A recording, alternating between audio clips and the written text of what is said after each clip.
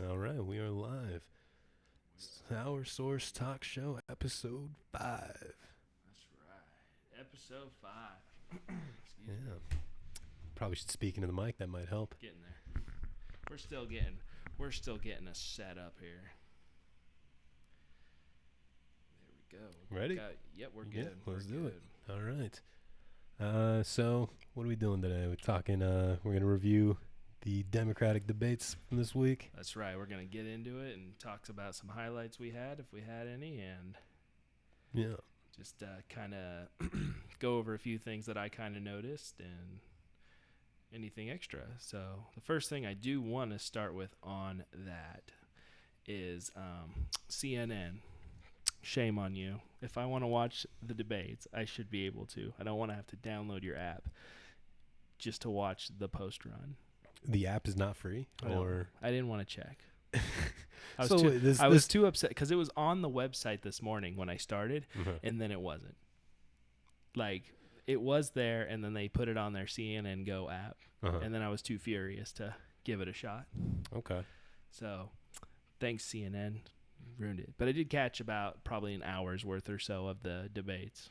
Okay, like in total, or an hour of each. No, like in total. No, I mean, of the second that's night. That's not much at all. Of the second night, I caught a good amount of the first night. Yeah, I missed a fair amount of the first night because of we were trying to set up a live stream of it and just running into technical difficulties at every turn, and but I guess a couple of streamers got banned for live streaming it, so maybe it was a good thing that it didn't work out for us. Absolutely. It wasn't any sort of like integrity thing. We just couldn't get it to work. That's right. It just, I mean, what are you going to do? That's all you can do. We tried. Yeah, But I yeah, guess in sort of a blessing in disguise, though. yeah, That we're way still here. yeah, we're still here. So we're live. So All right. hopefully we get some people. Somebody I think we just joined. Welcome to the stream. On the stream. Yeah, I feel like we're going to sort of talk for the first half of it and Mhm. then kind of do some viewer engagement Yeah. a little later on. So let's just get into kind of initial takeaways from the debate. All right. I wrote down a few things that I wanted to make sure I remembered to bring up.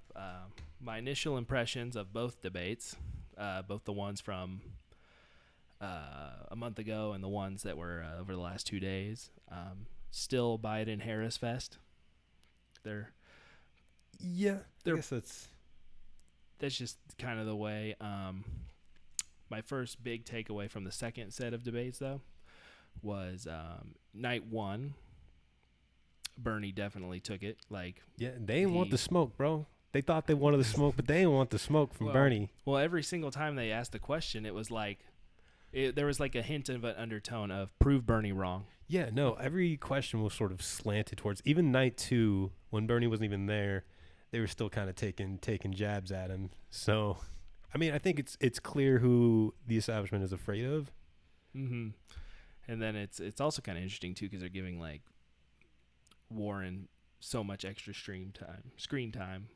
Yeah, At well, the same time, I didn't actually see the time breakdowns from the I didn't either. first debate. I saw night 2, Andrew Yang still getting the least amount of time to speak. He floated about 9 minutes, I believe. Yeah, still at the bottom though for the Yeah. second debate in a row. Do you think it's an issue of them not going to him enough, or him not kind of asserting himself enough? There was a thing that I noticed in the second night, and I didn't get to see it live, but I seen comments about it within the Yang gang, if you will. And they asked, I can't remember who they asked exactly, but it was a question about automation and technology. Mm-hmm. And then Andrew put his hand up to respond to it, and then they asked him a completely different question, Mm-hmm. and he's like that's his area of specialty, what he's really focusing on, and then they took it away from him. Yeah, it's still kind of Andrew Yang. I still don't think is performing very well. Second time in a row that I have the same sort of criticism of. He kind of keeps pushing this UBI hard, man. Mhm. Like that's it. That's all he does. And I don't know. I would just like to see him branch off from that because that seems to be his answer for everything. He's and I think I agree with you. I think he's gotten to where he is on that idea alone, but he is running the danger of sort of stagnating. Hello, welcome to the stream, guys. I see viewer count is increasing. Yeah, nice. I think that he does run the risk, like I said, of just kind of stagnating. Like the DNC already revoked one of his polls for the fall debates. So you're going conspiracy that they are against Andrew Yang. I mean, you come in with 4 good polls and then they tell you one is no good. Mm-hmm. Just seems kind of interesting to me. I mean, I'm not saying conspiracy. I mean, it could have been a joke poll from a bad university. Yeah. I mean, and they are going to him the least too. So it does seem that sort of there is kind of a media bias towards like certain candidates. Like so I do feel like the Bernie one is the most obvious, but I think they're avoiding Andrew Yang a lot of the times, and Marianne Williamson too. Yeah, but she also performed pretty well in the first night. I agree. Except for that Medicare for All question where she kind of waffled on it. So my initial takeaway is that who are the boring guys? John Delaney, John Hickenlooper, Steve Bullock, Tim Ryan, and you mean Casper the Friendly Ghost? Michael Bennett. Those 5 just need to Voltron assemble into one candidate, which is boring Republican centrist man. Because why are 5 of them running? So those 5 need to merge together into one shitty candidate, and then Cory Booker, Pete Buttigieg, and Beto O'Rourke need to merge into another candidate, which is like Obama impression man. So I want to hit something here on Pete Buttigieg. Yeah, he lost every bit of favor he had from me with his student loan plan. Oh yeah. Every ounce that I said he would be all right, as like a good 4th or 5th stringer. Nope, gone, just done. Yeah. I think we actually, because we were watching it together, we upon rewatching his answer, it wasn't what we thought, which was like, why are we forgiving student loan debt? What about the people who already paid it off? His was actually a stupider response, which was, what about people who go to college after student loan debt is forgiven and they're going to accrue student loan debt? Which is like everybody who's calling for student loan cancellation is also calling for free college. So it is also just a non-point. Yeah, I mean, why would you not do one without the other? It just seems silly because you're just going to put yourself back in the same situation in 10 years, if that. Yeah. So yeah, he lost a lot of the favor, and I think one of us compared it to, we shouldn't go cure diseases because it's not fair to the people who've already been cured. And what happens to the people who are going to get sick after the fact? Like, So Pete Buttigieg, Buttigieg and Bill de Blasio are doing a good job of like this sort of fake progressivism, where it's like real people in the know can tell that they're like lying through their teeth, but they're both pretty like good public speakers, and so they run the risk of convincing people that they're actually progressives, but they're very much not. Cory Booker, throw him in the same boat, because he had a pretty decent showing too on night 2. Night 2, man, everyone went ham after Joe Biden. They were all like ganging up on that.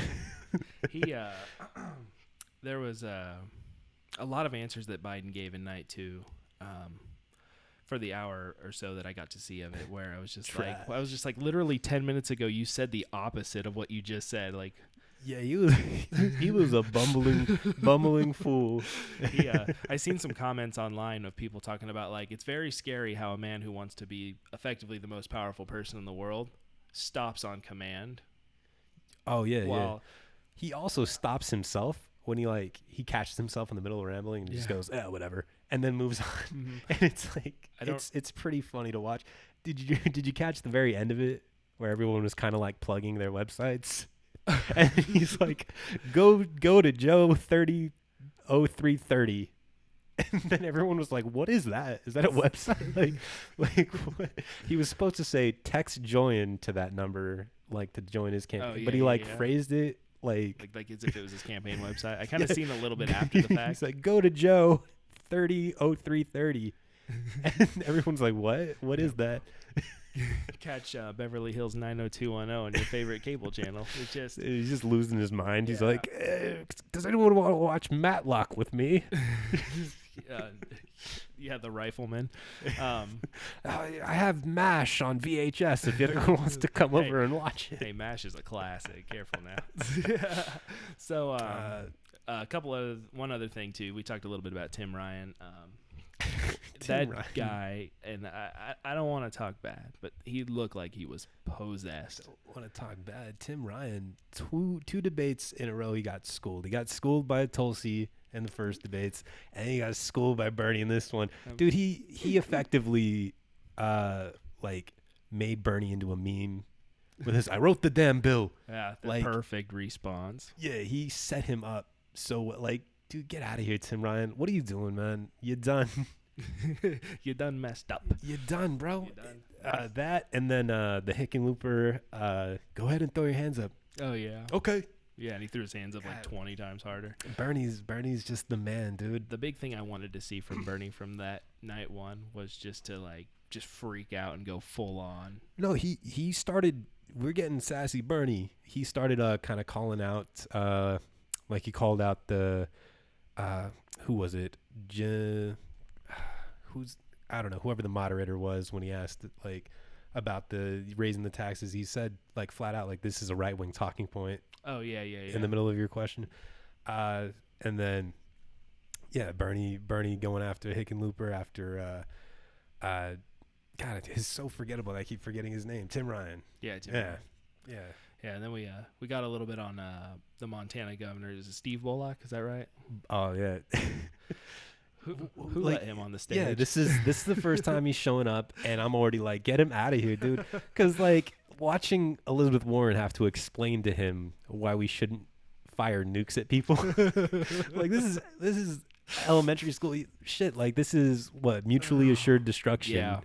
I can't believe I need to explain this to you when we have enough nuclear weapons stockpiled between all the countries to destroy the world 100 times over. Maybe we don't shoot them. Yeah, so exactly. Yeah, Bullock, trash, dude. How did he even make it? Get out of here. Get out of here unless he does my Voltron suggestion and fuses with the 4 other. By our powers combined, we are one conservative. We are conservative centrist men. They're all just Jeb Bush, dude. They really are. They are all just please clap Jeb Bush. What are they doing? Yeah, so generally speaking, I think my top 3 still remain the same. Oh yeah. Yang is a long shot, but I like Andrew Yang. But Sanders is my realistic pick. I'm seeing a lot of people say that Yang did a really good job, and I think that a lot of people are looking at it with rose tinted glasses because they already support Yang. Mm-hmm. Because honestly, as somebody who's not a big Yang supporter, I can say that he really disappointed me in the first debates. Did a little bit better in this one, but still wasn't up to snuff. The clamoring within the Yang gang on the improvement he had was that instead of attacking other people, which seemed to be pretty common in the debate, but that's also kind of a debate tactic in itself, he kind of kept it on focus and within his own where he stands on everything. Still would have liked to have seen him pipe in and just chime in more and just assert himself better. Yeah, absolutely. Luckily, I think Yang has a pretty devout fan base, so I think that he might be able to qualify for the next debates. I think that's he's still likely to show up. I mean, in a just world, the only candidates that we'd have would be Bernie, Warren, Gabbard, Yang, and Marianne Williamson because she's my baby. I'm actually seeing the Jay Inslee actually surprised me a little bit. Yeah. I actually really like Jay Inslee. I follow him on Twitter. He has I like him as a governor because he's passed a lot of really good progressive bills in in Washington. My God, it's capital. It's not even the capital. It's Olympia. Good Lord. I've been awake for way too long. You're falling apart, man. I know. I'm coming to pieces here. But he's got a really good overtime workers bill that he passed in Washington a couple years ago, where basically you were guaranteed overtime if you didn't meet if you weren't working a shift that you're assigned to. If you go over so many hours straight, after 10 hours in one day, every hour subsequent is overtime, and a lot of cool little things for the workers there. Yeah, I don't know a whole lot about him. I was about to roll him up into the centrist Voltron man, but he actually did a pretty good job. Gillibrand, She went after Biden a little bit. The best part was when Harris and Biden were trying to argue over whose healthcare plan is shittier. Yeah.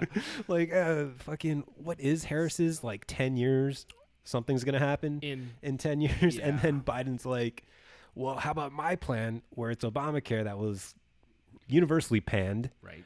and still leaves 10 million people uninsured. And it's like, are you arguing for Kamala? Like, you're doing such a bad job at defending your point. They spent like 20 minutes saying, no, you're wrong. And then Harris would chime in, no, you're wrong. And then Biden would say, no, you're wrong. No, the biggest issue I think between the two of them was they talked about like what's going to happen to like private insurance.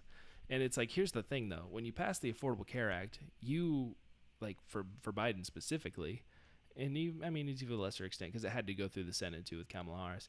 But it's like you took out the single payer option. We are beyond that. Mm-hmm. Like that option was there until they removed it from the bill. Yeah. Or the funniest thing about what seems to be like the biggest rivalry with Harris and Biden is that they're the same candidate. Like this false like dichotomy that they're two different like radically opposing views, but it's like you guys are both the same thing. Exactly, they really are. That was actually really nice to see on the first night was Warren and Bernie kind of teaming up against the centrists. Like throughout the course of the night, they kind of shot each other some glances of like, these guys are ridiculous. Like I know we're in this together. I'm honestly super on board with the possibility of a Sanders Warren ticket. I know I said Sanders Gabbard originally, but I think a Sanders Warren ticket would be a powerhouse, man. Yeah, Sanders Warren is good. During the last election, 2016, like tons of people were calling for Sanders Warren. Of course, obviously it didn't pan out that way. So I actually just read recently that there might be like a more nefarious reason that Warren didn't endorse Bernie last election. Oh, really? That she was approached by Hillary's campaign for the potential of being her vice president. Oh, really? Yeah. So that might have been why she didn't publicly endorse Bernie, so that she wouldn't lose out on potentially being Hillary's vice president. But that didn't happen anyway. Yeah. She ended up going with Tim Kaine. So it seems like something like, you know, the sociopathic, sycophantic Hillary campaign would have done in order to like split the progressive vote.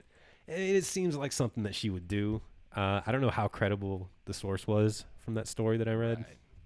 Right. But it seems like a very calculated political move by Hillary to get Warren to kind of stay silent. I can understand that. I want to feel like I say that I've heard that before, but well, this was something I just found out recently. It might have leaked earlier, but that's what I just heard. Well, I know there's like the NBC and MSNBC papers or whatever that said they would not actively put Bernie on or something like that. Yeah. There was the president of I think it was MSNBC told a reporter, and this is definitely something I should have came prepared with, but I didn't expect us to talk about it. But he actually told one of his reporters not to cover Bernie's campaign. I'll have to find out the names of that and cite my sources. It was the president, like I'm pretty sure it was like the president of MSNBC told his reporter not to cover Sanders' campaign. Okay, my bad, I misheard you. Yeah, so the deck was stacked against Bernie, and then they're trying to do it again, but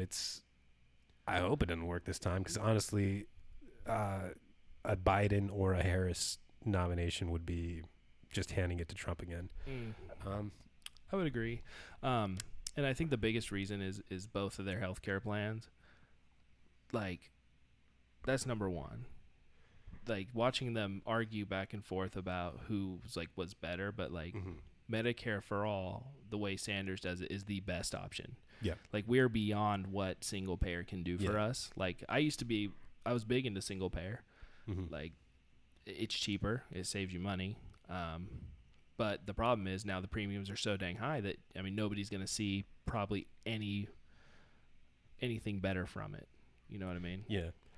So Medicare for all has just got to be the way to go. Yeah, and so Harris's like tepid endorsement of Medicare for all, which she flip flops on a daily basis. Yeah, it's not enough.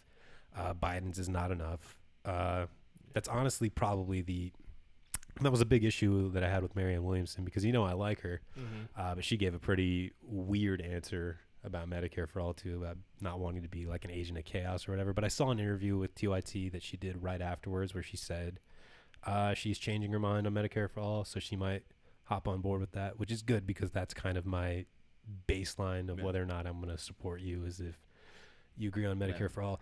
Yeah, and then Tulsi Gabbard, the queen, she went and attacked Harris during Harris and Biden's exchange over their respective healthcare plans, and said something about how Harris's plan is endorsed by Big Pharma. Yep. And then Harris ignored it completely and went right back to trashing Joe because she knew that she was absolutely right. Then it was because she said that Kathleen Sebelius endorsed it, but then because Gabbard came at her and said Kathleen Sebelius works for was it pharmaceutical lobbying group or something like that? I believe so, or like a health insurance something group. something like that.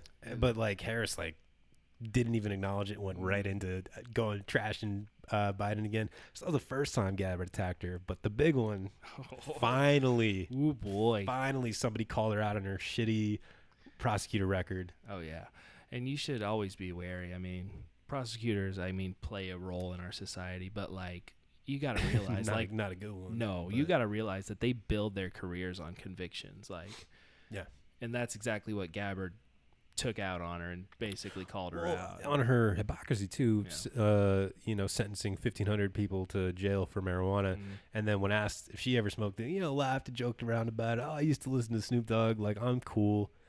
I'm hip. I'm now. I'm cool. I'm now. Snoop Dogg's 50 something. He goes by Snoop Lion now. Oh no, he doesn't. He went back to that. He went that very briefly. But yeah, so I'm finally glad that somebody called her out, and then called her out on withholding evidence for a man that was on death row for innocent people, and then holding people past their sentences in order to get free labor. Yeah, no. So, and then she had no substantive response to it. What did she? She said nothing. She said political double talk of I had to make some tough decisions. Sometimes that means sending people to prison for smoking weed. That's a real hard one. That's a real tough one, Harris. How'd you do it? How did you get the strength to do something like that? Yeah, God forbid. It just blows my mind. Another few big ones too that I kind of got into was the decriminalization of the crossing of the border. Sure. You want to talk about waffling an answer? Listening to Joe Biden try to answer that question. Oh yeah, and then when they. Because there was a chant in the audience talking about all the deportations that happened under Obama. Yeah, most in, I think, modern American history. Yeah. So then he likes to talk about how he was the vice president for a while. Always tries to invoke Obama. And then when somebody calls him out on Obama's kind of really bad immigration policy, he's like, oh, I wasn't the president. That wasn't up to me. I didn't... And so, yeah, when Cory Booker called him out on that, and I should preface that I don't like next to all of these candidates, so I don't like Cory Booker, but I'm glad that he's calling out Joe Biden's hypocrisy. Cory Booker had a lot of good gotcha moments in that debate, so he did a pretty good job. But yeah, my rankings still remain pretty much the same. Still really like Sanders. Still my favorite. Really like Gabbard. Really like Warren. Really like Marianne Williamson. I know that I'm in the minority with that one, but I think that's the only way that we can beat Trump is if we all give our energy to Marianne Williamson so that she can hit Trump with a spirit bomb. I seen you post that the other day on Facebook, and it's really funny. I was going to tell you this. As I was reading that, a butterfly flew into my truck and landed on my dashboard. Tell me that's not an omen. Marianne Williamson defeating Trump with hope, because spirit bombs only affect evil. So that's right. So Trump would get destroyed by a spirit bomb. Or we got to give her our energies for the live stream can protect us from the meteor spell Donald Trump's going to cast. I don't even get that reference. yeah, Trump. There's a viewer in the audience. I know he'll get it. Who? I'm still lost That's on a this Final one. Fantasy VII reference. Oh, okay. Yeah, I didn't play none of that JRPG. I played. Which one had Squall in it? Oh, I hear it's the worst one, but it's the only one that I played. 8 is the best one. Okay. I don't care what anybody says. 8 is the best one. Period. I played that one, and then I played what's the one with Cloud and Tifa? That's 7. 7. Yeah. Played 7. Long time ago. It's PlayStation 1 days. I was probably like 8. Dude, 8. Let's see. What is it? 2019. Let's see. That came out in 97. So 24 years ago. Okay, came out in 97. I would have been. I'm bad at math. I would have been 4 years. 22 years ago. 4 years old. So yeah, can't blame me for not playing enough Final Fantasy. I was but a wee lad. Right. Yeah. But Tifa though, man. What do you liked Aerith? Oh yeah, everybody did. Dude, Tifa. Dude, made grown men cry. Tifa was always better than Aerith though. Even when I was a kid, I was like not even feeling bad. You're playing in the devil's playground right now. You kidding me, Tifa? This will be a highlight. Oh, yeah, clip. you know the best part about Tifa, she lives. That's true. Yeah. Have fun making love to your corpse, you fucking necrophiliac. She lives on in the planet. Yeah. Anywho, so anyway, back to the debate. So the Julian Castro. I want to see some more from that guy. He's always good when he talks. Yeah. But it's never. He doesn't have like the gotcha moments that Booker did, or that not Biden, absolutely not Biden. No. But that Bernie did, or that Warren did. Like when Warren called out, who was it, Delaney? She was like, I don't know why anyone would run for president if they were just going to talk about the things that we can't do. Yeah. Yeah. And then Delaney went on Fox News and cried about it. Talking about Fox News. So I happened upon some headlines from Fox News about the debate. Mm-hmm. The number one thing I kept seeing was debate shows rift in Democratic Party. Or like debate only shows Democrats fight amongst them, stuff like that. Well, that's kind of what a debate is, but yeah. And they're acting like the Republican debates last election weren't just Trump flinging insults at people. Like that was the whole goddamn thing. Fingers in the ears. I can't hear you.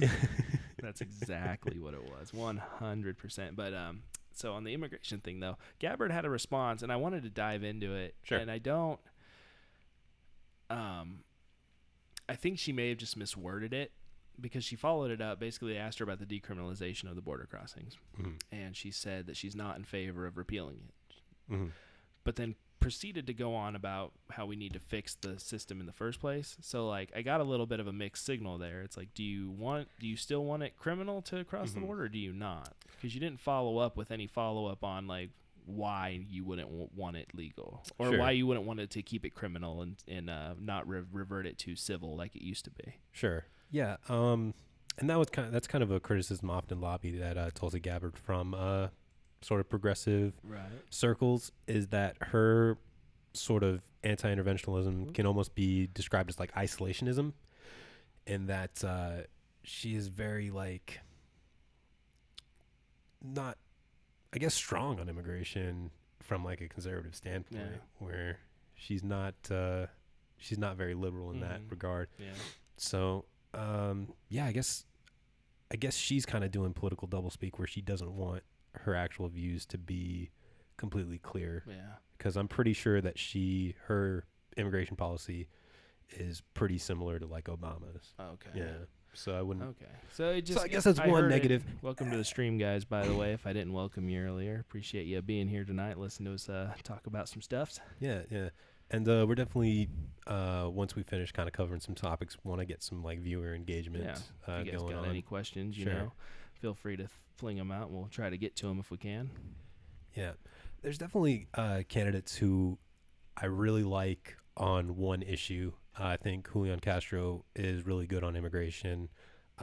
Really think that Jay Inslee is really good on climate change. Oh, yeah. Yang is really good on his one policy of UBI. The best policy. And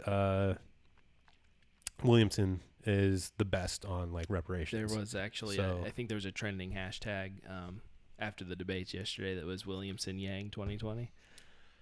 that would be a weird one. That's an odd one. Because I don't know how I feel about it, but I've seen it. I've seen a lot of people talking about it. Yang's very mathematical, logical minded, and Marianne Williamson is very like spiritual healer minded. Which, you know, if anyone's played any sort of like fantasy game, those seem to be diametrically opposed. Right. See, so that makes me kind of wonder. Okay. You run for president. Who do you want? Who would you rather have as like a vice president? Would you want somebody who's pretty similar to you, like that'll kind of continue your work should something happen, or do you want somebody who's not super similar but sort of on the same page so that you get some good counterbalance? And you obviously wouldn't want somebody who's going to oppose you every single step of the way. So, vice president is a very not much of a powerful entity. Yeah, they don't really do a whole lot. So, I guess it depends on your strategy. You know, like how we talked about earlier, Hillary Clinton approaching Elizabeth Warren to be the vice president. Something like that is clearly just a strategic move to get progressives on board with voting for her. So I guess it just depends on what you're trying to accomplish as president. You know, somebody who's like, you know, pretty far to the left, like Bernie, if he picked maybe like a centrist to kind of get centrists on board, that'd be a strategic move, but not a what's the word I'm looking for? Like a character move. You know what I'm saying? Yeah. Like they'd be doing it purely for political reasons and not for governing reasons. Right. So yeah, if I were running for president, obviously I'd want my right hand man to be somebody who agreed with me ideologically. Yeah, I think I would too. Kind of to show a point, like just an interesting little thought. I was thinking about that. Like, is it like necessarily super beneficial to have a yes man, basically? Like, well, no, I want somebody who agrees with me because that's what they believe, not because they're just telling me that. Yeah. So. Okay, that's fair. I just thought about it. I was thinking about it earlier today. Yeah. Anything else you want to get into on the debates before we move on? I think we pretty much touched on what I wanted to get into on them. I just, you know, I did like, too, I want to say, I did like Andrew Yang's response on the immigration question because it was just unique. Yeah. Talking about we talked about how they're being scapegoated. When you immigrants are being scapegoated for many problems. Like when you go into a plant, you don't see immigrants, you see machines wall to wall. Yeah, I just thought that was really neat response. Yeah, that was one of his better responses. It's a quotable. Sure. When I get my longer than long shot glasses, we'll we'll bust them out. Take some shots. Yeah. Last point, Jay Inslee. I don't think that he's got a chance, but I do like him being there because climate change is probably the biggest threat. So I like that he can drag the conversation that way, and I like that he called out Joe Biden on his like middle ground approach to it.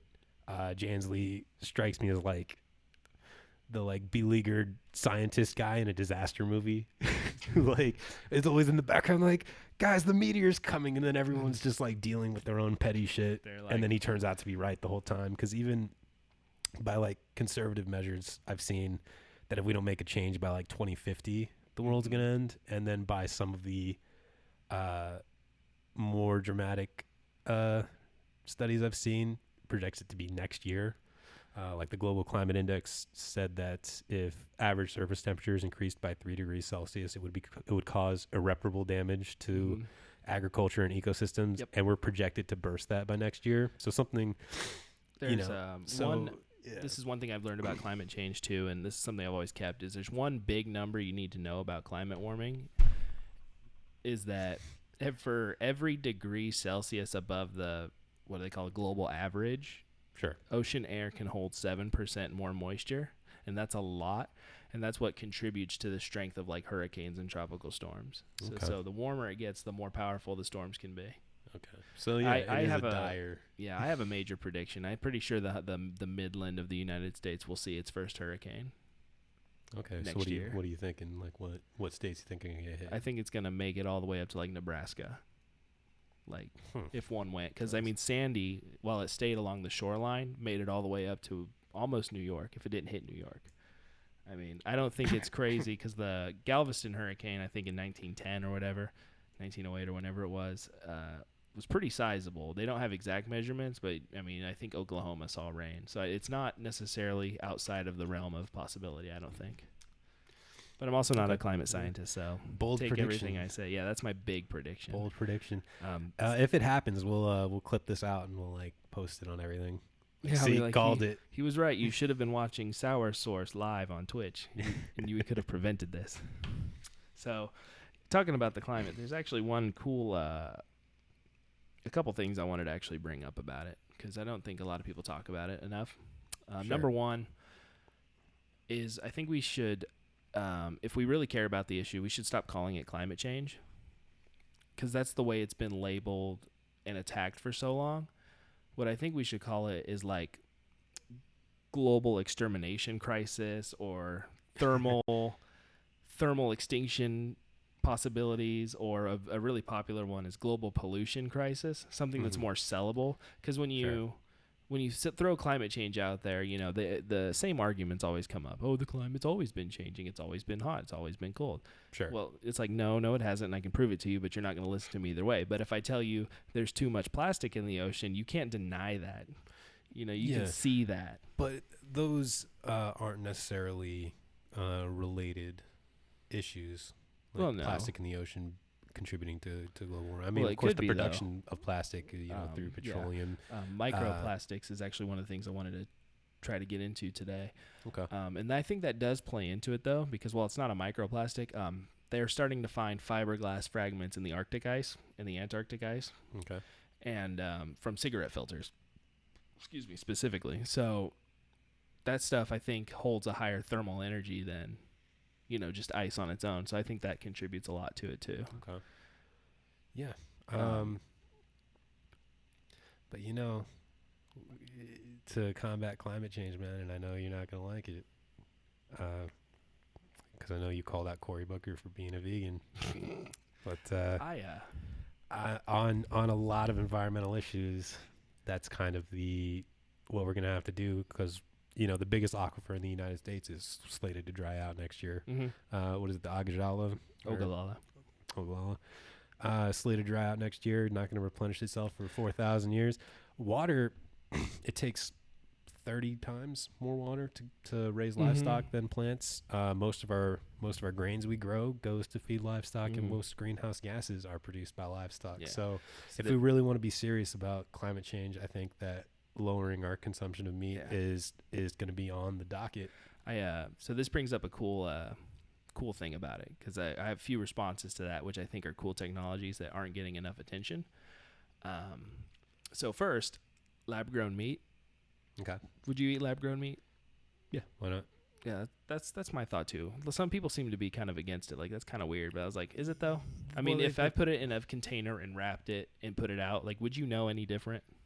Yeah, and honestly, like, meat being grown in a lab isn't any grosser than like meat coming from an animal carcass, And then on top of that, I was raised, or I wasn't raised, but an ethical quandary sort of arises from the lab-grown meat, and that is, how long do you think it takes until somebody starts growing human meat for people to eat? Not long, unless there are laws in place that say that would be illegal to do. It would happen almost immediately. I think that sort of sanctity of life people are going to fight that tooth and nail for a while, but the second it becomes legal and there becomes a market for it, I think it wouldn't take long. Okay. I was kind of thinking about that, because I thought about that too. I was like, how fast would the laws come in, though? Because, we have a good history of inaction. I mean, it would basically be on your doorstep by the time they react to it, in my opinion. Okay, so you think it would start off legal? Yeah, because we have a bad habit of not anticipating things. Mm-hmm. So the laws already clear the way for lab-grown meat, effectively. Like, you can grow it, and I don't know much about the regulations around it, but yeah, I think that there are already laws in place when it comes to like human like cloning and like tissues and human like genetic engineering. I think there are already like international laws in place to prevent that. So I don't think I don't think you could legally start selling human meat. Just kind of fun to get into and think Yeah, about. I mean, if we lived in some sort of laissez-faire capitalist hellscape, then yeah, that shit would be on your doorstep, like FedEx next day air. What is it? Futurama, where they're looking for something. He's like, you don't have any like. Is it Futurama or is it Always Sunny? He's like, you don't have any people. He's like, why? You want people? Then he like looking at him. There was an episode of It's Always Sunny where they became cannibals, or they thought they became cannibals. So that might be it, but I don't remember that specific scene. I might be confusing 3 different things. Soylent Green, it's people. So that's kind of fun. But back to like, well, would you eat human meat? You're gonna put me on the spot here.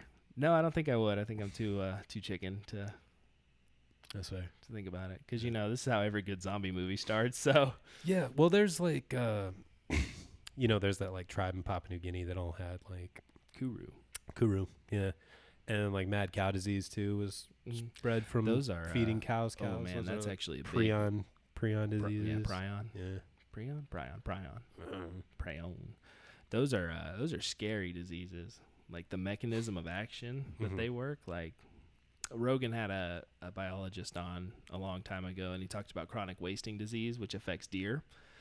And the thing about like prion diseases is if you have the proteins that cause them, like proteins in themselves are pretty stable chemicals, and they're really hard to destroy. So he was talking a lot about the chronic wasting disease because basically the disease makes the deer salivate, urinate, and drop feces everywhere. And those proteins stay behind even after everything else is decomposed away. And if another deer hops along and eats any of those proteins, they'll get it almost right away. Yeah. So the fear is that if it ever jumps to people, like because deer frequent grain fields, they'd start leaving behind those proteins. Like it takes extreme levels of heat to break them down to where they won't affect things anymore. Sure. That's why, like, if they find like chronic wasting carcasses, they have to take them to like basically industrial incinerators to burn them and make sure. Yeah. And then like if you have like medical tools contaminated by like mad cow or any of the category diseases, they pretty much just destroy them. Like there's no way to sanitize and reuse them. Yeah. And what's nuts too is that like they did that test of like fountain drinks at like fast food places and like the grill, and they found like particles of like feces and stuff on it. Oh yeah, no, just like exposure to bathroom air is enough. Yeah, I mean MythBusters did an episode on it. Yeah, so you think that might be like the zombie apocalypse that comes? It could be. Last of Us cordyceps style. Yeah. Apparently people eat cordyceps now. I think it's like a new supplement. I was like, you guys are asking for you don't knock on the devil's door like that. You knock on the devil's door enough, one day he will answer. So it just, oh boy. Yeah, we live in strange times. Also, that's knowledge. Also, that's a video game, so I don't know how accurate the science is. Yeah, no, Last of Us. Yeah, that's what I said. The zombie fungus. Yeah. You want to get into my Trump conspiracy theory? Yeah, I think I had a couple other things I wanted to talk, but I had done lost them in our lost of thought. But go ahead. You brought up before we got on that you had some kind of conspiracy you wanted to dive in. I think this might be original, because I haven't heard it anywhere else because it's a little out there, right? But I just read a story about a lady who was a Trump supporter who voted for Trump. She was mistakenly detained by ICE for a year. Wow. And upon getting released and interviewed, she said she would vote for Trump again. Which seems weird, right? You would think, like, just out of spite for keeping you detained for that long, you would vote for just anybody against him, right? And it reminded me of that TYT interview from a few weeks ago where they were talking to that Trump supporter. And she said, like, Trump literally said he could shoot somebody and not lose support. Right. And the supporter didn't believe her. She's like, you are fake news. She's like, I can pull it up right now. She's like, nope, don't believe it. You're fake news. It seems like they're not, like, they're so the theory is because they're not perceiving reality the same way as the rest of us, right? Right. And we all know that Trump talks in a really bizarre way. Like, there's been a lot of, segments done on it. John Oliver did a segment that showed that he basically says, like, gibberish. And then Nerd Writer on YouTube did a really good video about it that kind of analyzed the way that he talks. So what if Trump is just a master hypnotist? Think about it. Think about it. Think about it. Because hypnotism is real. It is real. I've seen it. There's an assembly at my school where like a hypnotist went on stage and actually put some people to sleep. Like it happens. Some people are more susceptible to it than others. But it is a real thing, right? Mm-hmm. And you see like there's that compilation video of all the things that Trump says he's the best at. You know, he's like, nobody's better at the military than me. Nobody knows more about taxes than me. What if these are not just him bragging because he's a fucking idiot? What if these are like that's hypnotic? That's his swinging watch. His cue. Like his hand gestures are the swinging watch. His claims that he's the best at everything, those are like what he is implanting into people's minds. Because Trump supporters' perceptions of Trump are vastly different than everyone else's. Mm-hmm. Trump talks, and it's been analyzed at a third grade level. It's not a smart man, but his supporters think that he's a really smart man. Have you ever seen like memes of Trump where they're like fan drawn? They always draw him as this really like fit guy. Trump's like 300 pounds and doesn't exercise. Their perceptions of Trump are different from reality. This all leads into my theory that Trump is a master hypnotist. The only thing we're missing is him to commission a grand clone army. Oh, he's the emperor? He wants to be. He wants to be, but think about it. He talks very bizarrely. It kind of makes you wonder. So he doesn't use words like the Nerd Writer video showed that he never uses words more than 2 syllables unless he has to. So if he's talking about California, he'll have to say California. Yeah. But he's very monosyllabic in every other instance. It's because he's hypnotizing people, brother. So there could be something to that, because if you break it down, you know, the evangelical right, big fans somehow. And I know there was a report or an article that came out that said people are starting to mobilize against him on that. And I just, you know, whatever. But, you know, what is it? 80% of evangelicals are supportive of him, even though he's done all these terrible, terrible, terrible things. Even though there's not an evil sin that he doesn't embody. So a lot of, you know, the doctrine, you know, and this is not necessarily a knock against the religious or anything, but like, you know, a lot of it is comforting because you repeated the same things over and over and over. And that could be kind of the same thing. Like, it becomes a comfort phrase, and then they follow it. Yeah, okay. That was actually my more reasonable. Like, the hypnotist thing was just a funny thing that I'd thought of. I enjoyed it. But in actuality, it is like human psychology. Like, Trump is a con artist, and he knows how to tap in to like the psyche of people. I don't know if I don't think if he's a hypnotist, but he is like a masterful con man. Yeah. That's for sure. That's 100% sure. And a money launderer. Tax evader. Alleged rapist. Almost confirmed. Isn't it interesting, talking Trump conspiracies, that every time a major scandal erupts, he says something like 100% full-blown racist, and it kind of detracts from it? Yeah, well... not that a scandal doesn't come up every 3 days, but... Yeah, and not that he doesn't say something racist every 3 days, so it's kind of hard to divorce the two. Here's another conspiracy, too. So this Epstein thing that has a lot of potential to implicate Trump, you know. The day after he was arrested, he was found, like, jumped in his cell, like he was attacked. You think Trump's paying people, or somebody's funneling money, like, hey, take care of this before it becomes a thing? So... I couldn't say for sure that it's Trump. There was one guy that showed up to his rally with a picture of him and Epstein and got kicked out. So I know that Trump's trying to kind of keep it on the low. Yeah. But so many powerful people are potentially implicated in this, like with the flight books and stuff. So you got like the Clintons, there's a couple actors on it too, like a lot of like kind of wealthy people. Yeah. So I don't know if I'd say it's Trump specifically, yeah. but I would say that Epstein's his life is probably in danger. Yeah, because a lot of people said like he needs to be away from everybody. Yeah, he just got put on like suicide watch too. Yeah.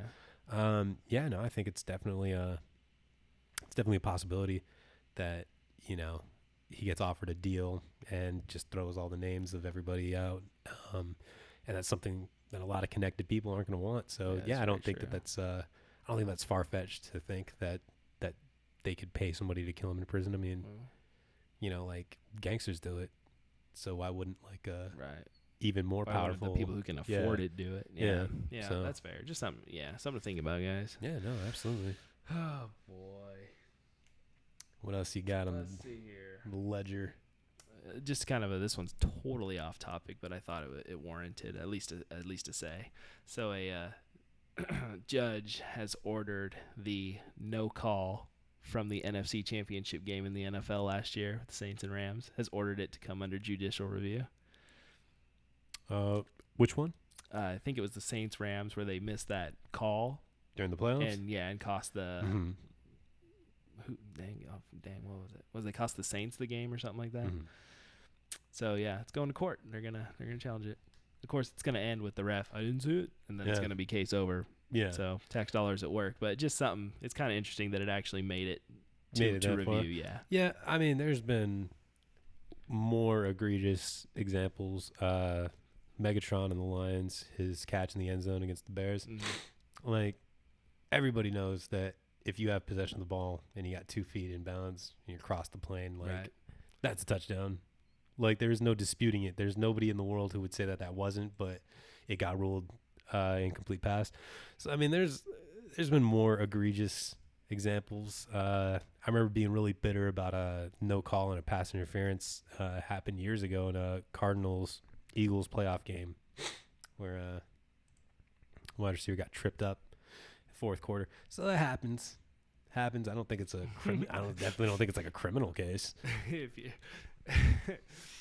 if you're a Saints fan, it is. No, fair enough. A friend of mine went on vacation and they had to go down to Louisiana. Is that where New Orleans is? God, my Yes. geography's all messed up. Yes. So he had to go down there to they really went on a Gulf of Mexico cruise, and I was like, so you should wear a Rams jersey while you're down there. He didn't do it, but I told him I'd give him some money for it. Yeah, no. He didn't do it, but no, I just thought it was kind of interesting to see that pop up and how Deflategate didn't make it to judicial review. Yeah. Well, Patriots are more connected than any other team. Yeah, Robert Kraft. Dun, dun, dun. Tom Brady, the Trump supporter, Yes, he is. Got kissed on the lips. kisses his boys on the lips. he fucking open mouth fucking tongues his boys. That's what happens over there with Tom Lady and his patsies.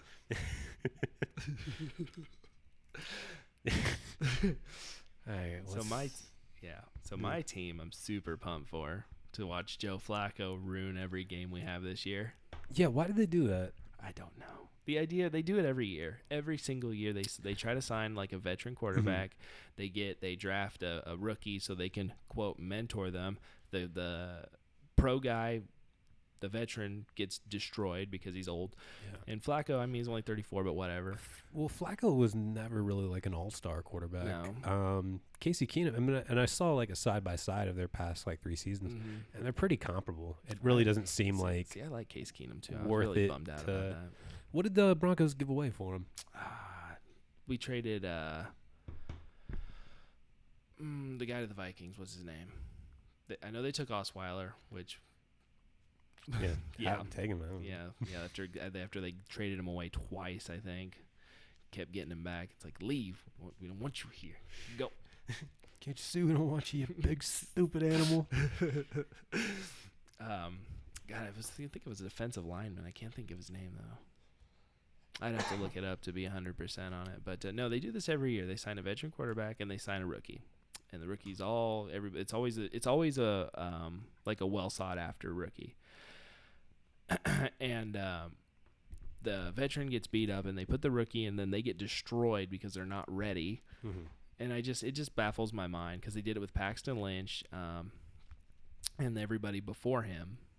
I don't know. I just don't get it. I'm also, every year I submit my Madden record to every NFL team to see if they'll sign me. I haven't had cable in a long time, so it's been a long time since I've watched Yeah, that's fair. football religiously. I used to watch it every day. Used to play fantasy for money, and I used to win almost every year. But yeah, better than me. now I always lose. Yeah, now I'm like, I just kind of follow the highlights. I play in a pick'em league every year. okay, Did all right last year. I won 4 of the 16 weeks, so I won all my money back plus. But sure. anywho, so another big one. So there's a new mosquito disease. Oh yeah, nice. On the one, this one causes a drastic personality change in people when they get it, because it affects people and causes encephalitis, so swelling of the brain. Okay. This was discovered in Florida, Georgia, and Kentucky. Maybe it'll change them for the better. Maybe that's the problem. They just have an undiagnosed disease in the populace. Oh man, though that is scary. Cause like, yeah, man. Cause I was reading about like Zika virus. Cause I got a little paranoid because I work outdoors, so I get eat up by mosquitoes all the time. And like Zika makes your babies born without a brain. Like shit's scary. Mosquitoes though, man. Like I've done a lot of reading about them just because I hate them. It always seems that they like. It always seems like they are more attracted to me than any of my buddies. I heard it's actually based on your blood type. Certain blood types attract them more. And then they also follow the scent of your CO2, like when you breathe out. And if one catches your scent, I heard that it will follow you till it dies. Huh. Well, that's nice. Yeah, I have O blood, which is like which makes sense. Because like O blood doesn't coagulate when it comes in contact with other bloods. That's why it's like a universal donor. Right. So it makes sense that might be why they're attracted to me. But yeah, man, I hate them. So I've read up on a lot of like what are bug biologists called? Entomologists? I think so. Yeah, that a lot of them say that like they're not even vital to the food chain. I remember, I think it was via CRISPR. One of the Google labs or something or other developed a mosquito that will not be able to breed after one generation. Yeah, I've seen like, that too. Yeah, and the idea was that if you release them, like, you know, you'll kill all the mosquitoes. And I remember having a discussion with a friend of mine, and it basically boiled down to is like they didn't do it because they're like, we don't know what it'll do to the ecology.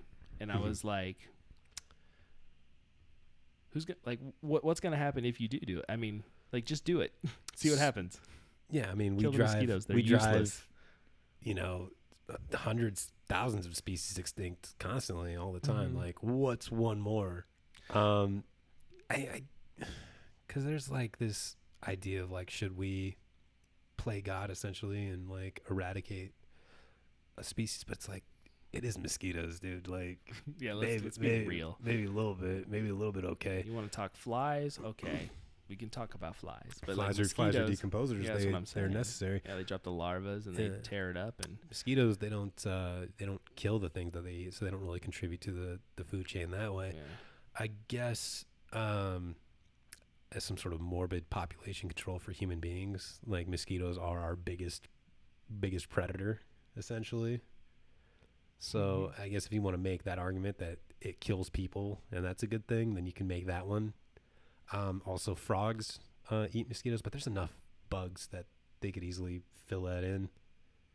So yeah, kill the mosquitoes. I don't give a fuck. That's what I was saying. I wouldn't miss them. No, absolutely not. I would never know. Maybe a few frogs would go. I would know.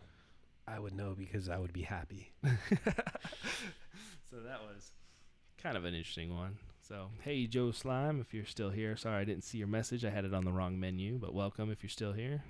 If not, sorry we missed you. Did he have a question? Or? Mosquitoes are an important food source for birds, frogs, and many other species. Yes, that is what I just said. That is true. But we could do without those too. No, I think that there's enough insects in the world that they could fill in the gaps. You know. Food chain dogs. Yeah, that's fair. That is a fair assessment. It's one of those things. Like, I mean, you know, you got this mosquito problem here, and that they, not so much here in the U.S., but they're the biggest. What are they? The biggest transfers of disease in most of the world. Yeah, absolutely. I even read that they like drive certain bovines to suicide. It's probably that one I brought up. Did like you? No. Like they just are so like annoyed by them that they Oh, run yeah. off cliffs. Here's a fun fact for you. Did you know that the size of insects is directly proportional to the amount of oxygen in the atmosphere? No, like in a good way. Like they get bigger the more oxygen Oh there no, is. yeah, yeah. No, I thought you So meant the size of like populations. Yeah, I know that. no. Like, that's why like during like, the dinosaur era, bugs were ginormous because they're something about the way they breathe through their exoskeletons requires like a higher percentage of oxygen to get to a certain size. These are the questions that we were trying to do this for. Joe Slime says, what if a giant galactic alien came by and thought we were nothing more than mold on the Earth and wiped us out because we didn't serve a purpose that it could figure out? That's not even like a what if. That seems to be probably That's the likely scenario. and it's a likely scenario that like I don't think that aliens would come like vindictively, like we're gonna kill them, but they would probably see us as like an insect. And if we had some sort of resource that they wanted, they wouldn't intentionally eradicate us, but they would definitely probably kill us if we were in the way of what they actually wanted to achieve. I feel like these are all answers. What is it? The Fermi paradox, like aliens Yeah, and yeah. whatnot. Yeah. So like I always feel like they would come. I don't think aliens would necessarily destroy us, but I feel like we would be the unnecessary aggressors. Like we'd be like Oh, you think immediately on the. We would be immediately on the defensive. you think we would be the aggressors? Yeah. Like I think they would show up and then we'd be like, oh, alien craft. Was that from The Simpsons? He's like, I come like bearing love and peace. No, he's bringing love and peace. Get him. I think so. I remember I talked to that about my with my grandpa one time when I was like a kid, and I was like, what if aliens came and they're like, we come in peace? He was like, well, I'd pull out my shotgun and be like, have a piece of this.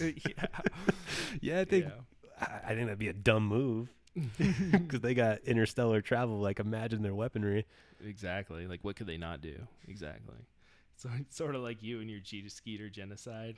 Precisely. Yeah, it's gonna be like the genophage for the Krogan Mass Effect. But that's, okay, so that makes me sad. no. See, the thing is, there's a clear difference. It's not like we want to genocide ants because they're like a minor inconvenience. You don't like them in your house or something. Mosquitoes are actively the biggest killer of human beings. Yeah. Like they're not just a thing that's around. Like they are an active threat. And that does bring me back to what we talked about earlier about the Google Labs genetically enhanced mosquitoes. Like, would it be possible to engineer, like, oh, that actually reminds me of an article I read once too that I'm going to get into. But like, could they engineer like mosquito breeds or so, whatever, that would be immune to those diseases so they wouldn't transfer anymore? But it's like if you're going through the work of the other genetically engineering mosquitoes, just get rid of them. Just get So rid of the them. other thing too is that the diseases that the mosquitoes have, I do think that they are actually affected by those diseases when they carry them too. Like they're not just carriers, like they're actually sick. I actually read the opposite. At least when it comes to like AIDS, I read that they actually like neutralize the virus when they ingest AIDS blood. That's why that's why they don't transfer. Yeah, they AIDS. can't transfer it. Yeah. Yeah. No, I don't. That's a fun one too. Another one too that I read is that I remember looking this up one time because I was fascinated by it, and I think the one that I read said there's actually only there's only 5 breeds of mosquito that actually carry those diseases or something like that.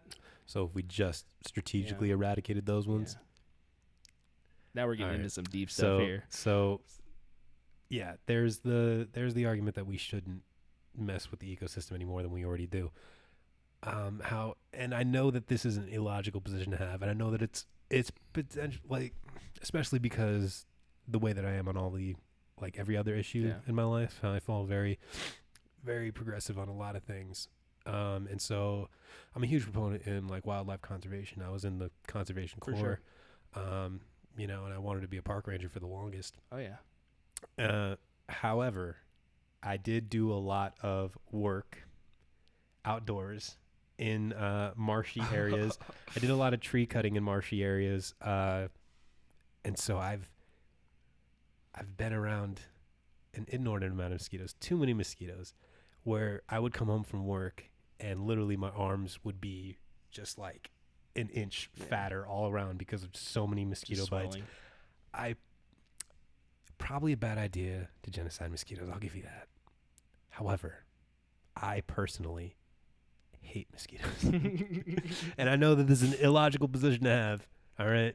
But I don't like mosquitoes. We all have a few. However, I'll defer to the experts, biologists, ecologists, people who, It is have studied this their whole lives and know about the impact it has. And if they decide that mosquitoes are necessary, I'll defer to their expertise. But me personally, hate them.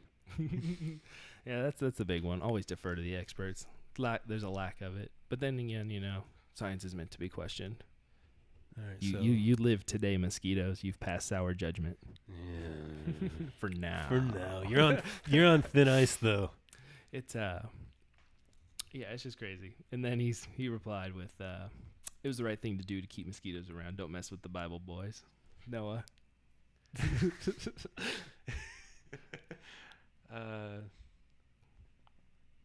Who is an expert? So, and this is probably a commentary on just American culture, because some of the smartest people, we don't know who they are. Yeah. But I'm talking, professors of biology and what's the insect one, entomology, ecologists, just people who have spent their lives researching this, and actually have a more formulated opinion on it than just me, who just doesn't like mosquitoes and wants to get rid of them. I haven't put any more thought into it than that. So somebody who actually knows the food chain and their impact on it and their impact on the environment. So this that actually would be an expert. Yeah, this actually brings up a really interesting topic on who is an expert. And it kind of points out some flaws in like understanding how science works, because there are a lot of problems in academia where people can publish what are effectively bull papers. Like they're just... Well, that's why peer reviews are a thing. Yeah, peer reviews are supposed to be very important. But then if there's just so many issues with getting something peer reviewed, and, if people are all on the same page as you, it just brings up a lot of issues, because then other people expect, like, okay, you find one study, for instance, that proves something and you may not agree with it, and then everybody's going to cite that study for the rest of eternity, even though you might have 1,000 counter studies that kind of show it's wrong. Well, that's why, that's kind of why anti-vaxxing has come back into the fold, because of poorly researched, studies. And that's why I think more important than anything, we need to sort of emphasize like source citing and like information gathering, because so much stuff is spread without any, like, I just read the headline, sharing it, and I'm going to live with that information for the rest of my life. Kind of like that like human beings will eat 8 spiders in their lives, like on average. That's not true. And that was actually a chain email set up to prove that like people would just share misinformation. But you'll be surprised to find how many people like believe that still, like, even though it's been like it's a known hoax, but people still believe it. Absolutely. So a good example too is it's not even misinformation. It's just not like really well known. Is like survival. Like in a survival situation, shelter is your number one. Like exposure will kill you faster than food and starving and dehydrating will. Sure. It's where'd that come from? Oh, it just made me think about it, because it's like it's not even necessarily misinformation. It's just not known, because everybody always says, okay, I need to find water, or I need to find food. If you know any CBD companies that want to sponsor us, send them our way. Well, what happened? He said our podcast needs some bumper music and an ad for CBD oil. Some bumper music. Still new. I thought about that. I thought about putting music in the background, but one, it'd have to be copyright-free music. Yeah. And then we'd also, I don't know, it would have to be something that kind of fits the mood of it. You don't want it to overtake the commentary. So I guess that'd be something we can mess around with, because we record these alongside the stream. So maybe we'll find some like unlicensed or free to use music and put it in the back and see how it flows, if it's any better than this. When is open lines? Oh, you mean like call-in? Like a call-in show? I have definitely considered doing that too. We'd have to probably... There's a few apps to give you like another phone number. That'll be coming soon, hopefully. Yeah, I'm not interested in putting my personal phone number on. But again, this is our fifth show, our fourth stream ever. Yes. So this is definitely that. Those are all things that we've kicked around and Mhm. are in the works, but not haven't fully been realized yet. We early in the stream we talked about the technical difficulties we ran into just trying to like stream the Democratic debates.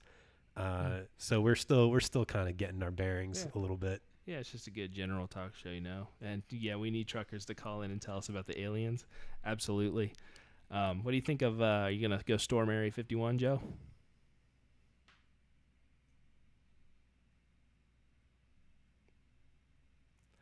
Are we both Dems? Unfortunately, because there's not another party, the Democratic Party is sort of the default if you're not. I don't want to alienate people, but if you're not evil or stupid, you kind of have to become a Dem. But it's like I'd rather there be an actual leftist party because Dems, as much trash as I'll talk about Republicans, the Democratic Party, especially like the establishment and the old guard, not a whole lot better. They're more progressive on social issues, but even that stems from a marketing standpoint. Mhm. Like you'll find like a lot of companies will support Pride, but only because it became marketable. So yeah, I guess I'm a Democrat, but very, very flaccidly. I don't stand hard for the Democrats. I don't really like them, but I guess it depends on who they nominate Yeah. this go yeah. around because I do really like Bernie Sanders. But as far as like, people like Biden and Harris and, probably 90% of the Democratic Party, I'm not in favor of. But, being good on social issues and still bad on economic ones is better than being bad on both. Yeah. So, Yeah, and prior to a couple of years ago, I was actually a registered independent. I too have always wanted like a good third party, but unfortunately, like the way our election system is set up, you have to be one or the other. Because when you run a third party, you run the risk of being a spoiler, unfortunately. And then you can't vote in primaries. can't read the chat. What else is going I'm on? sorry. He said his response to I asked him if he was going to storm Area 51. He said he's going to drive his big rig right up to the front gate of Area 51. So you, What's the I like this slime guy? or girl. Oh, he said I like the slime guy or girl. I'll let you self-identify. So he didn't label him, just a guy. Just in case. What slime guy? Joe Slime. That's what I'm talking about. Oh, okay. Yeah, I can't. Also need to figure out a way that I can read the chats as it is going on too. Yeah. I had it last stream, but now it's not showing up on the Twitch on my phone. So Interesting. these are all growing pains. These are all We're things still we're new gonna, to the we're gonna- podcasting, yeah. streaming. Yeah, new to the life. platform. So Me generally, Sanders is my realistic pick. I actually really like Andrew Yang, and I wanted to see him get farther, but when he gets eliminated, I'm gonna go for Sanders. I think he's the better pick out of all of them. Yeah, you know about it. I was actually going to ask you if you're a truck driver, if you had heard about it, because he started his campaign working with truck drivers and talking to them. I during my day job, I drive not quite a big rig, but I drive a box truck, so I kind of resonated with him a little bit, and yeah, the self-driving truck thing that kind of scares me a little bit. yeah, definitely. My stepdad is a trucker too, so that's gonna be.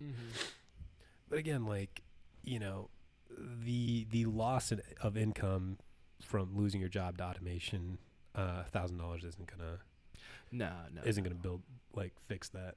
No, it's just a good start as we kind of move towards more. It's something that even future generations can build on. Sure. I just like it. I would like an extra $1,000 a month. I'm not going to turn it down. Yeah, no, don't get me wrong.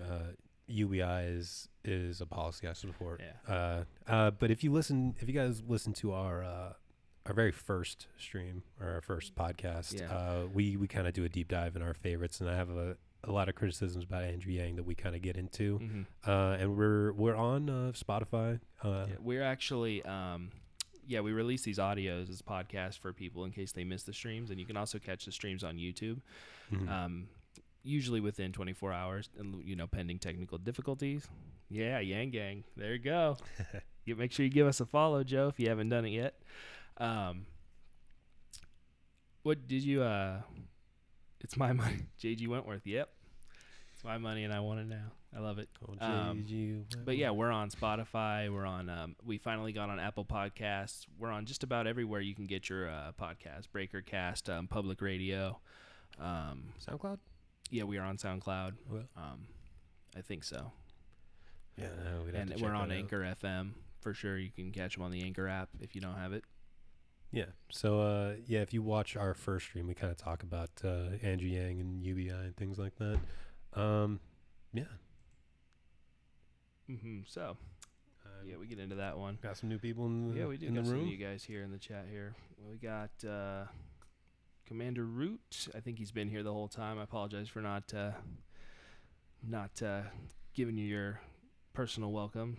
We got Joby Essen. We got Lurks, who I think has been here for a while too. Hey, got, Lurks was your last time too. Yeah. We got Politze and we got Slow Cool. Yeah, And then welcome Bash to Von the- Doom's been here for a minute too. Welcome to the chat, guys, if you guys are still here. If you guys have any questions you want us... is it really? I apologize. I didn't know that. What It's in poor happened? taste. What did he say? He said it's in poor taste to call out lurkers on Twitch. I didn't know that. I apologize if that is true. But if you guys have any questions, feel free to throw them in the chat, and we'll try to respond to them if we can. Yeah, I guess I'm not aware of Twitch etiquette. I'm new. We're new to Twitch too. We're new to everything. I appreciate it. Just an FYI. Okay. Is there a reason behind that, or? Yeah, I guess it's probably just so. Just like just like it's like in public, it's not cool to just walk up to random people like, "Hey, who you voting for?" Yeah, no, It's that's, a right. that's fair. That makes sense. I thought it would give it a more like personal Yeah, I touch was if we just can trying like to- actually engage with people, Yeah, let them know. We're still new, trying to build an audience and more of an etiquette. So that's fair. That's fair. Okay. Yeah. Okay, Well, we'll give thank you. that. Duly All right, noted. So in the future, lurkers, we'll only acknowledge I people will who not. who engage in the chat. Then. Oh, I'm gonna make a note of that. I'm gonna have to do that. What do you say? You can set up a bot. To greet them and ask them to engage. Okay, well, Awesome. cool. Hey, Yeah. you're the man, Joe Slime. Appreciate that. Definitely appreciate the help, man, because we are pretty new. Yeah, we're really new. I mean, like I said, it was this fourth stream. Fourth stream, fifth episode of the podcast. The Yeah. first one we didn't stream though. And then we streamed games a couple times, but Yeah, every now and again Yeah. we stream some games just to mix it up a little bit. So, let's see here. Well, in the meantime, there was one other little thing too I wanted to kind of talk about a little bit. sure. As facial recognition, starting to see it more. Sure. So, I mean, it seems kind of a broad topic. Well, what do you think about like the sort of claims that, stuff like Facebook facial recognition and like Snapchat and things like that are actually like government plans to like put everyone's face on a database? Man, I don't know if the government, like where we're at. Yes, they do. I was actually going to get into that. My first concerns are, like, do they really need to make a database? Like, how much does that infringe on our privacy? Well, I don't know. Have you ever like uploaded a picture of you and your buddies, and then Facebook will actually recommend who to tag? Yeah. Like they already know. Yeah, I don't know, because then it comes down to like He said, when he said about China having facial recognition, he said, or China if you're a fan of Trump. but yeah, they I don't know. Like the idea behind theirs is like social control. Like we're gonna know where you're at and what you're doing. And yeah, it's very much like Big Brother kind of. yeah, but then I kind of wonder about the accuracy, because I mean, like what was it, the iPhone 10? Like nobody's facial password things worked forever. Well, that's the point, is that they're kind of refining it. Yeah. To say that it's not going to get there would be silly, just based on the way that technology always improves like exponentially. So yeah, it's eventually going to be perfect. Yeah. So it's kind of a funny story, I guess, in relation. My buddy, who shall remain nameless. His sister was a lady of the night. Okay. And one day she snagged the credit card of one of her Johns, and she took it to my buddy and said like, "Hey, go to the ATM and like clean it out." So my buddy, doing so, made like, because all ATMs have that camera on it. So he just made this face like as he walked in. He was like, just so that whatever the camera picked up, like couldn't. That's what it would know. They wouldn't like be able to tell that it was him. So I guess if you're really scared of it, you just gotta make a dumb face every time you leave the house. Fair enough. Hey, Joe, appreciate you chatting with us tonight. You enjoy that cigar and you enjoy that weather. Hopefully it's nice where you're at. It's way too hot where we are. And enjoy the rest of your night or morning, depending on where you're at. Yeah. But yeah, no. So the whole thing, cause it's kind of got me interested, like, because it brings up a lot of like privacy issues. Because I think Germany has actually really good privacy laws. Sure. And like a lot of places are debating the right to delete. Like, can you delete your like? Do you have the right to demand Facebook delete your stuff off the internet? Mm-hmm. Stuff like that.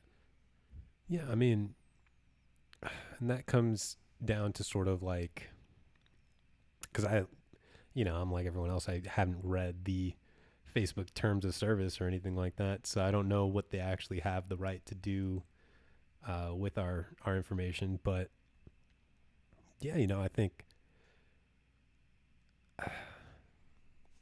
that's a good idea to not allow them to store all of your personal information, because the fear of that is sort of, it's an invasion of privacy.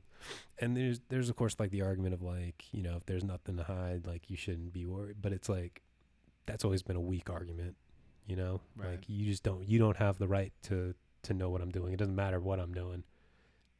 It's kind of like there's a Mark Maron stand up a long time ago. He's like, people want to like look at your like search history. They like keep it in a database. And they always say, if you have nothing to hide, like, what are you worried about? It's like, well, I got nothing to hide, but I got a few things that I'm ashamed of. There's a few things I'd rather not talk about in public, but yeah. What's funny? That's actually like a thing about like Scientology. When if you threaten to leave the church, they do confessionals pretty similar to like Catholics. However, they write down everything that you say during your confessional. And so if you ever say that you're going to leave, they threaten to like tell all of your information to everybody. Not just that, but they'll make up stuff too. Oh, so I don't think they threaten. They do. They'll like, do it if you leave, like, but I'm saying if you tell them you're going to leave, that's what they'll do. They'll threaten to like publish all of your information. That stuff is scary. Like, Scientology sucks, man. I've always loved the South Park episode where they're going through the thing and And it's like flashing on the disclaimer. Like, this is actually what they believe. Yeah. And then when Chef left, they like, it was all just like a thinly veiled like analogy for Scientology about the club that like bangs little boys. Oh yeah. And it was like, Chef was so cool before he joined that club. And it was all talking about like Isaac Hayes joining Church of Scientology. It's scary though. Scientology is pretty. It can be once you get in. Like, you're kind of stuck. Yeah, I remember there was some guy back. like there was like a stand and he was having like the personality test or whatever. And I was like, oh, this sounds like like it's all nonsense. It's like getting your palm read. Like sure, like it sounds like it could be fun for an afternoon to get my personality test, and then you do it, and they don't just like read it right there. They tell you to like go home and sign up for like their newsletter and like put all your like your phone number, your email address, and do all that stuff before you get your results. So I was like, you know what? I'm just not even gonna go down this rabbit hole. This is something smells weird. Just like this is wrong. Yeah. It's like when you do like a like when they used to have like all them old like tests on like the internet, but where you'd be like, what spirit animal are you? But you go through the thing and then it's like, go ahead and put down all your personal info and then we'll get your results. And I'm like, nah. It's like, no, I want. Nope. It's like anytime you try to sign up for like a free trial of something. Yeah. And they're like, put down your credit card information. I was like, wait a minute, I thought this was free. Yeah, we're not going to charge you. We're going to send $1 to you to make sure that it's right and then take it back. Yeah, I actually did that today. On Facebook, they were like advertising this. They were advertising like this brain boost pills, and they're like, Oh God. we'll send you a 14-day free trial. And I was like, you know what? It's free. What do I got to lose? So I signed up for it, right?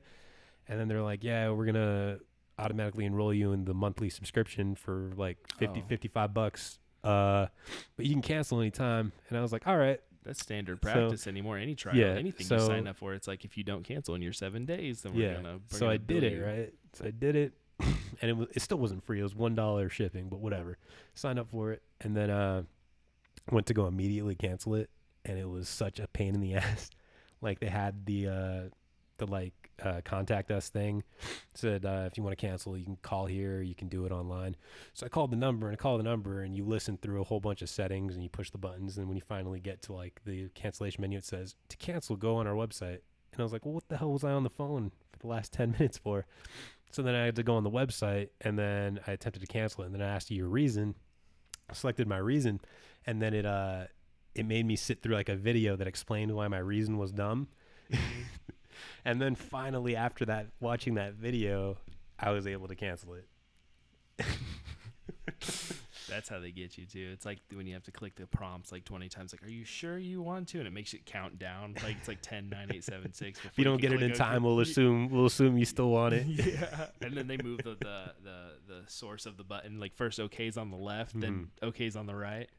That's late stage capitalism for you, brother. Dude, that's what they do. It's all about that shadow hand trying to pull every last dollar it can. Oh, that's another thing we didn't talk about when we were covering the debates. That section where Bernie was talking about how, you think corporations give a damn about the worker. They'll like outsource their job to save. Seeing Bernie say that, man, made me think there might be a little bit of Conrad in Bernie, brother. I don't understand how anybody could be against that, whether you agree with Bernie or not.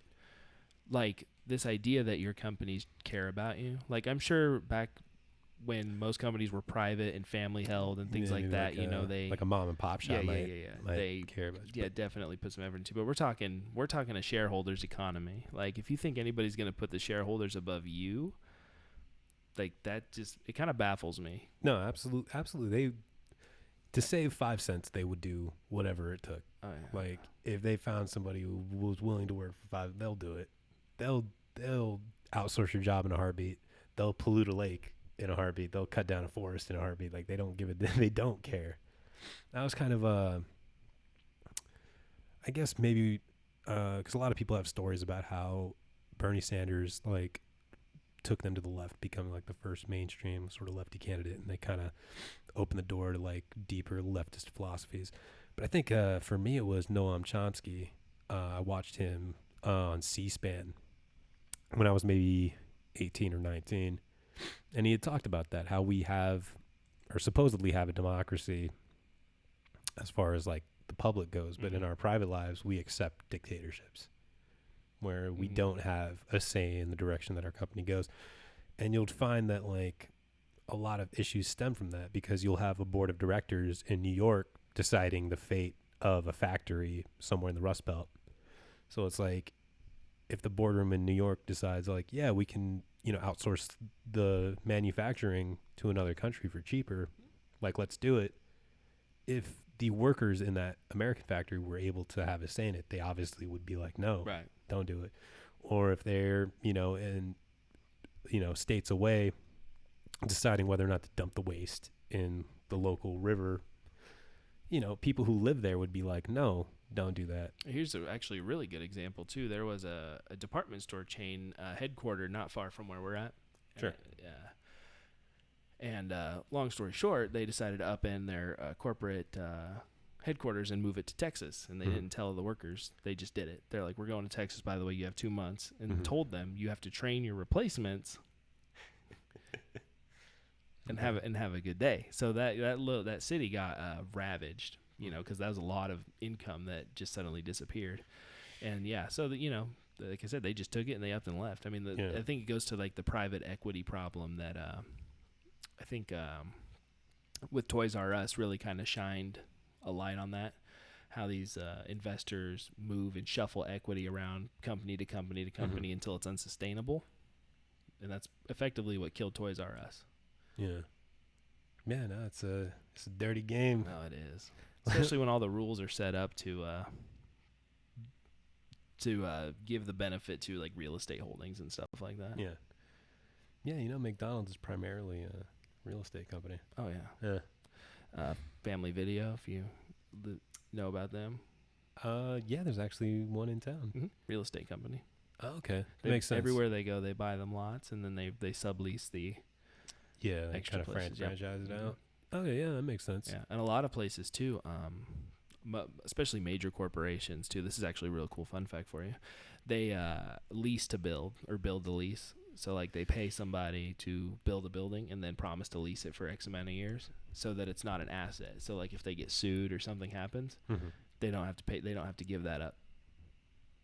Okay. Yeah. See, like if they own, like if you slipped in like a Dollar General, like if it were an asset, like and you had to sue them and won, like they might have to pony up the building. But because they sublease it, it's not theirs. It's like, this isn't our building. We just kind of rent it out. So then what would happen? Well, then that's when, besides getting nonstop extensions on your case because they don't technically own anything, then it becomes more of a dirty insurance game instead of a. So it's just something to think about. Or not something to think about, just something to know. Yeah. People don't know that. A lot of people don't know that. I didn't know that. Somebody taught me that, and I was like, oh, wow, that's kind of messed up. Yeah, a little bit. That's why, like, we see all these store closings and stuff, they still got the lights on. It's all dirty. Then that's all just a write-off. They're still paying the lease on the building, and they're just writing it off. Yeah. You ready to kind of call it here? Or? Yeah, I think that's a good stopping point. Yeah. We covered a lot of topics, made a new friend. Did. So. Lost a follower, but yeah. Happens. Yeah, what are you going to do? It's probably for calling them out. I apologize for everybody. Yeah. I did not know that was not a thing. But, if you did, enjoy what we had here today, we'll try to stream do one of these at least twice a week, hopefully, panning anything that comes up that might prevent us from doing so. We're just trying to build a new discussion-based community and talk about things that we find interesting. Yeah, and then Saturdays, the plan is to start streaming sort of classic Xbox games. Yeah, we're 4-player co-ops on Gauntlet, Hunter. Yeah, try to stream some of them old co-op games that you don't see no more. Can't do it this weekend because one of our players is in the military. Has to go to drill, so yeah, that's a thing. Yeah, unfortunately. But what are you gonna do? But yeah, so and if you liked what we had here, though, give us a follow. We try to upload the streams post-stream to YouTube, and then we release the audio in podcast form. So if you do miss one and you like what we had, you can catch it on every major podcast platform. Yeah, we're on YouTube. We're on Twitter, kind of.